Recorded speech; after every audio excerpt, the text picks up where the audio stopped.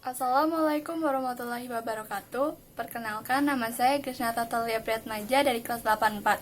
Saya akan menjelaskan materi IPS bab 4, yaitu tentang perubahan masyarakat Indonesia pada masa penjajahan dan tumbuh semangatnya kebangsaan.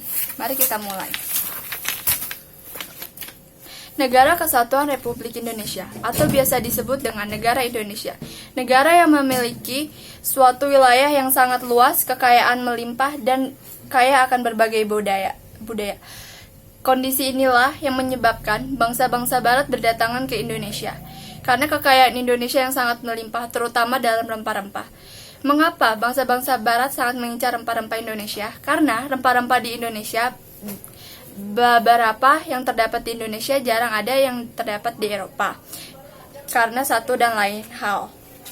Mari kita lanjut ke materi selanjutnya, yaitu tentang kedatangan bangsa-bangsa barat ke Indonesia. Latar belakang kedatangan bangsa-bangsa barat, yaitu pertama, daya tarik Indonesia bagi bangsa-bangsa barat.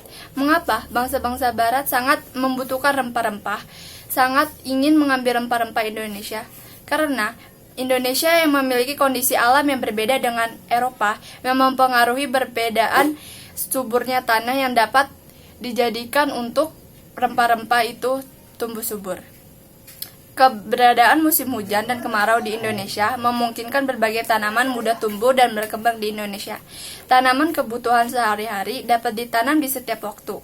Hal ini berbeda dengan bangsa-bangsa Eropa yang memiliki 4 musim, yaitu musim hujan, musim panas, musim dingin, musim semi, dan musim gugur. Musim hujan tidak termasuk. Berdasarkan kenyataan di atas, kita dapat menyimpulkan bahwa rempah-rempah bagi bangsa-bangsa Eropa dapat digunakan untuk mengawetkan makanan, bumbu masakan, dan obat-obat. Dan itulah mengapa bangsa-bangsa Eropa sangat membutuhkan rempah-rempah. Mari kita lanjut ke materi berikutnya, yaitu tentang motivasi 3G, Gold, Gospel, dan Glory.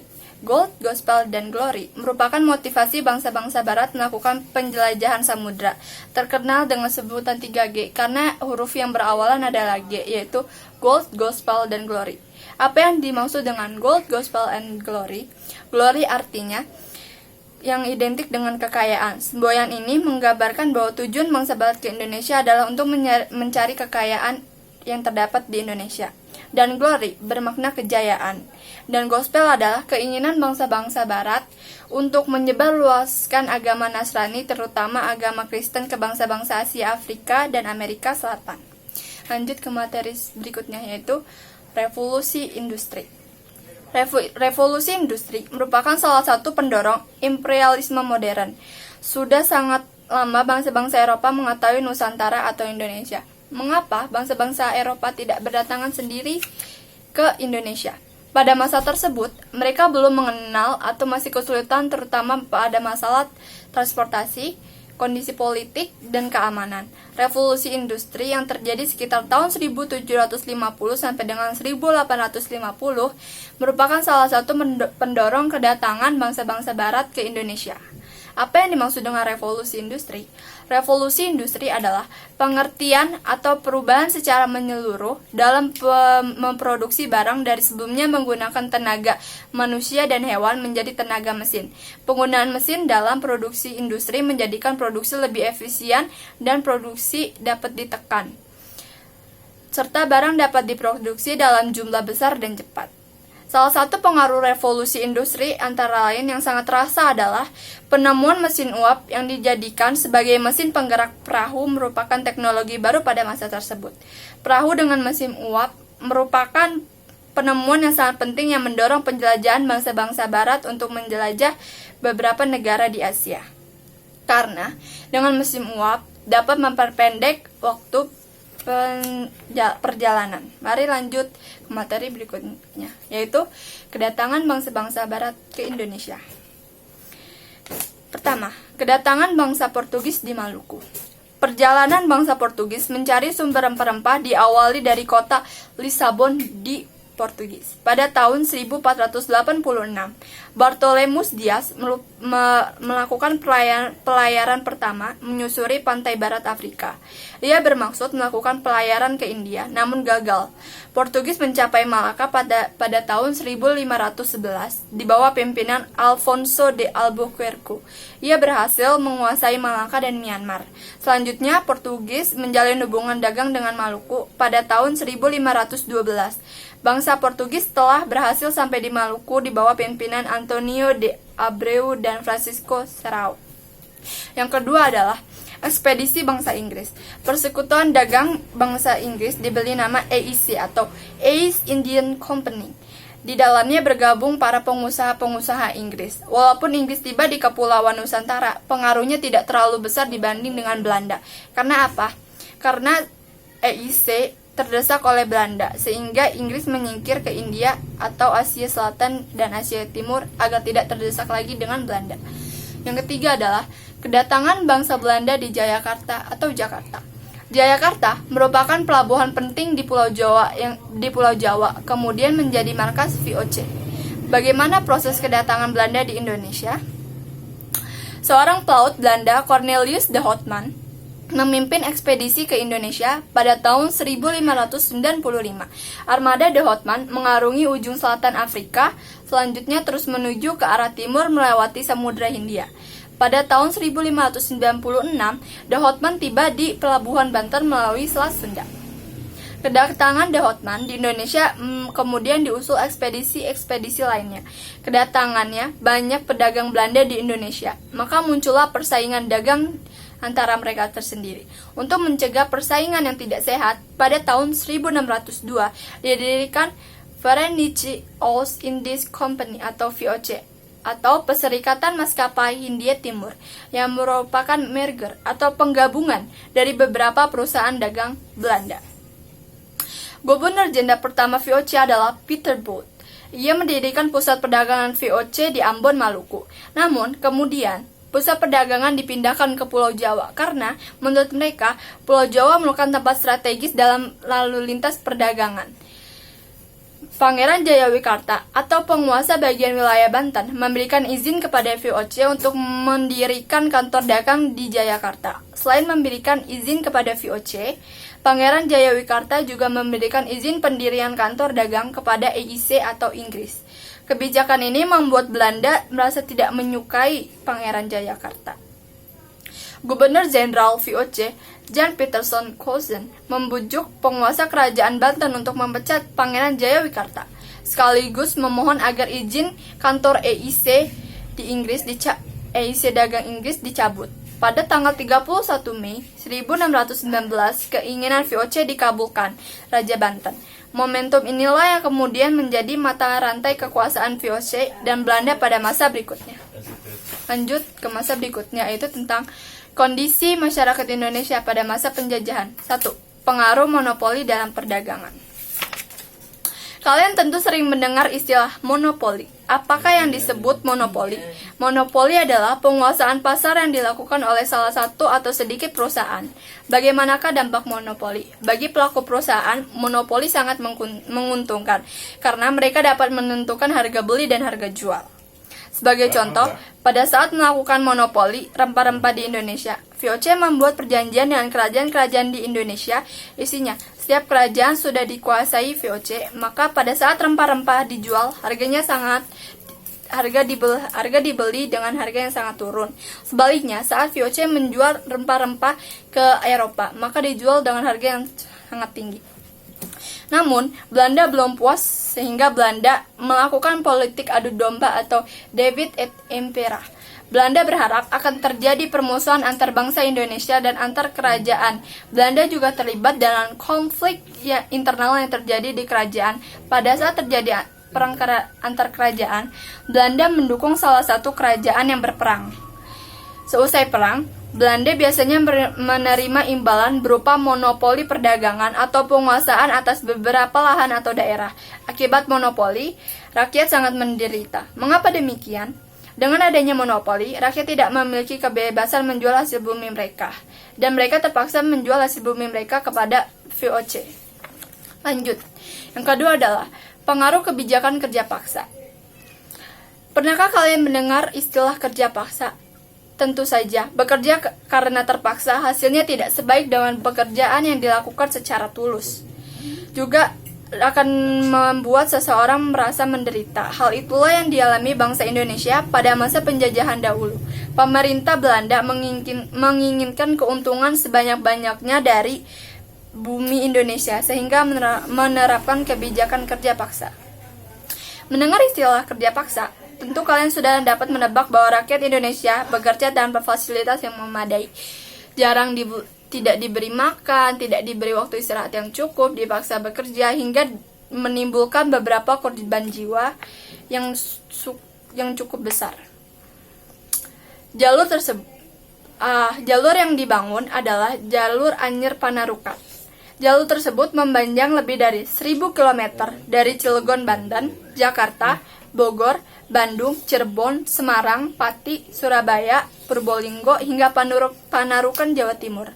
Saat ini, jalur tersebut merupakan salah satu jalur transportasi utama bagi masyarakat di Pulau Jawa. Anyer Panarukan dibangun 200 tahun yang lalu oleh pemerintah Gubernur Jenderal Daendels yang merupakan bagian dari Republik Batav atau Prancis. Lanjut ke materi berikutnya, yaitu pembangunan jalur raya Anyer Panarukan sebagian besar dilakukan oleh tenaga manusia. Puluhan ribu penduduk dikerahkan untuk membangun jalur tersebut. Rakyat Indonesia dipaksa Belanda bekerja untuk membangun jalan tersebut. Mereka tidak digaji dan tidak menerima makan yang layak. Akibatnya, ribuan penduduk Indonesia meninggal secara tragis. Lanjut ke materi berikutnya, yaitu pengaruh sistem sewa tanah. Pada masa tersebut, meletus perang di Eropa antara Prancis dan Belanda. William V. dari negeri Belanda berhasil lolos dari serangan Prancis dan melarikan diri ke Inggris. William V. kemudian mengeluarkan maklumat yang memerintahkan para pejabat jajahan Belanda menyerahkan wilayahnya kepada Inggris. Maklumat ini dimaksud agar jajahan Belanda tidak jatuh ke tangan Prancis. Saat Inggris menguasai Indonesia, Gubernur Jenderal Lord Minto membagi daerah jajahan Hindia Belanda menjadi 4 gubernemen, yaitu Malaka, Sumatera, Jawa, dan Maluku. Lord Pinto selanjutnya menyerahkan tanggung jawab kekuasaan atas seluruh wilayah itu kepada Letnan Gubernur Thomas Stanford Raffles. Salah satu kebijakan terkenal pada masa Raffles adalah sistem sewa tanah atau land system atau legislation. Sistem tersebut memiliki ketentuan antara lain: pertama, petani harus menyewa tanah meski tanah itu milik petani. Kedua adalah harga sewa tanah tergantung kepada kondisi tanah. Kondisi tanah itu subur atau tidak. Yang ketiga adalah pembayaran sewa tanah dilakukan dengan uang tunai. Dan keempat, bagi yang tidak memiliki tanah akan dikenakan pajak per kepala. Lanjut materi berikutnya. Namun, pelaksanaan sistem sewa tanah tersebut dianggap memiliki banyak kelemahan sehingga gagal diterapkan di Indonesia. Beberapa penyebab kegagalan pelaksanaan sistem sewa tanah sebagai berikut. 1.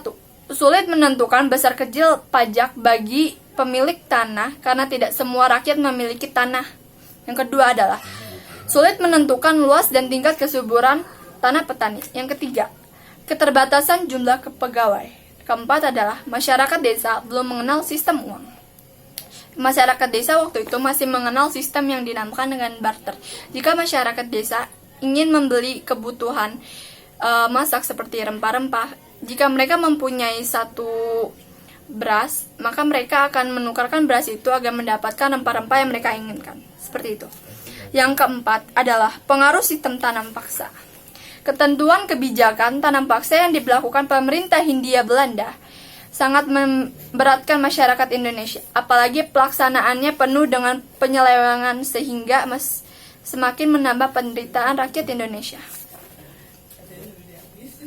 Penderitaan rakyat Indonesia akibat kebijakan tanam paksa ini dapat dilihat dari jumlah angka kematian rakyat Indonesia yang tinggi akibat kelaparan dan penyakit kekurangan gizi. Pada tahun 1848 sampai dengan 1850, karena paceklik, 9 dari 10 penduduk Grobogan, Jawa Tengah, mati kelaparan. Dari jumlah penduduk yang semula 89.000 orang, yang dapat bertahan hanya 9.000. Sedangkan penduduk Demak yang semulanya berjumlah 336.000 orang, hanya tersisa 120.000 orang. Data ini belum termasuk data penduduk di daerah lainnya. Lanjut ke materi selanjutnya. Perlawanan terhadap kolonialisme dan imperialisme. Perlawanan terhadap persekutuan dagang. 1. Sultan Babulah mengusir Portugis. Konflik antara kerajaan di Indonesia dan persekutuan atau kongsi dagang barat terjadi saat para kongsi dagang menunjukkan kecongkakannya. Sebagai contoh, pada tahun 1529 perang antara Tidore dan Portugis. Yang kedua adalah perlawanan Aceh.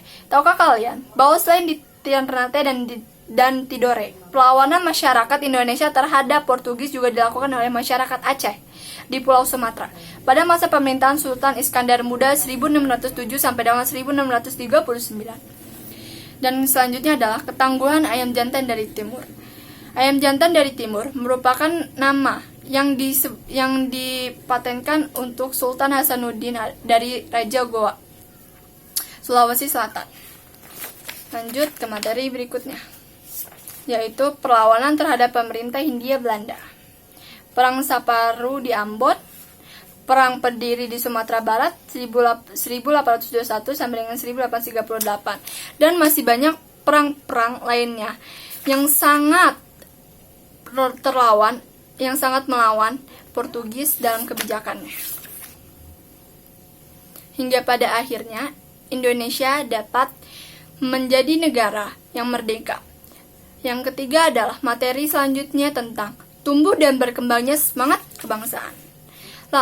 Latar belakang munculnya nasionalisme Indonesia adalah perluasan pendidikan, kegagalan perjuangan di berbagai daerah, rasa senasib sepenanggungan, berkembangnya organisasi etnis, kedaerahan, dan keagamaan, berkembangnya berbagai paham baru, berbagai peristiwa dan pengaruh dari luar negeri seperti kemenangan Jepang atas Rusia pada tahun 1905, dan 2. Berkembangnya nasionalisme di berbagai negara.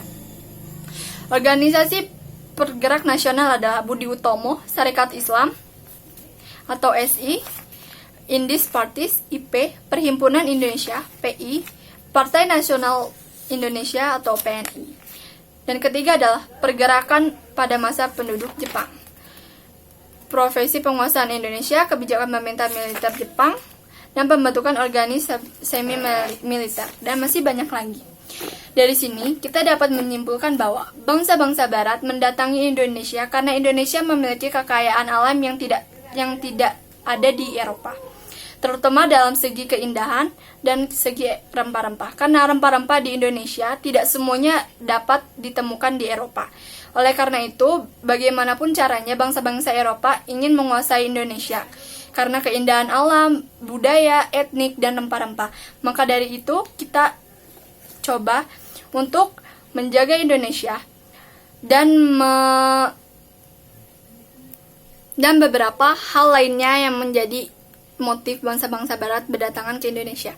Sekian dari saya. Wassalamualaikum warahmatullahi wabarakatuh.